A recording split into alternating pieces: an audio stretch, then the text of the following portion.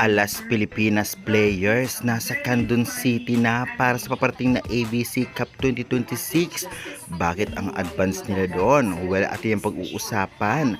At syempre, update nga sa kanilang full roster o final line-up.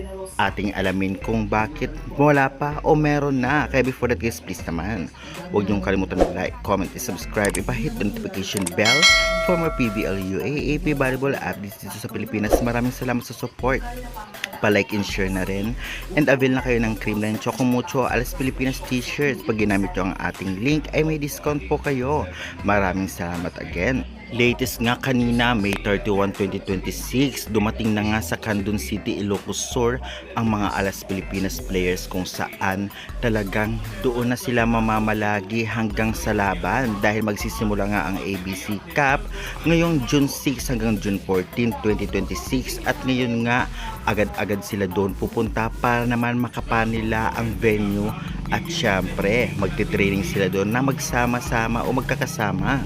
As of now, wala pang official roster o final lineup ang Alas Pilipinas, ngunit ibubunyag ito pag malapit na nga ang laban. Kaya syempre, marami ding fans ang nagtatanong at naninibago bakit wala pang final roster gayon malapit na ang labanan. Ito nga ay nangunguhulugan na alam naman nating marami nag-withdraw agad-agad sa Alas, kaya naman syempre agad din kumuha ng mga players na papalit sa kanila. Kaya ngayon wala pang confirmation kung sino talaga ang ipapadala o pipiliin na final roster.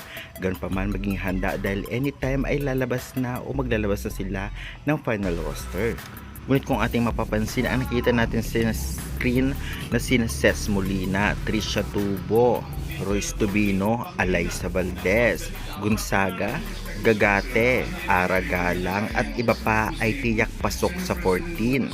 Hindi naman sila agad pupunta dyan kung talagang hindi pa sure na sila ay makakapasok sa final roster o line-up. Kaya guys, ano kayang sekreto nila? Bakit advance sila pumunta sa Candon City? Talagang kakapain agad nila ang venue at magte-training agad doon sa mismong paglalaro nila? O di naman kaya talagang advance sila doon para naman sa fans? Pa-comment ka dyan sa baba at pa-subscribe for more valuable updates. Thank you very much.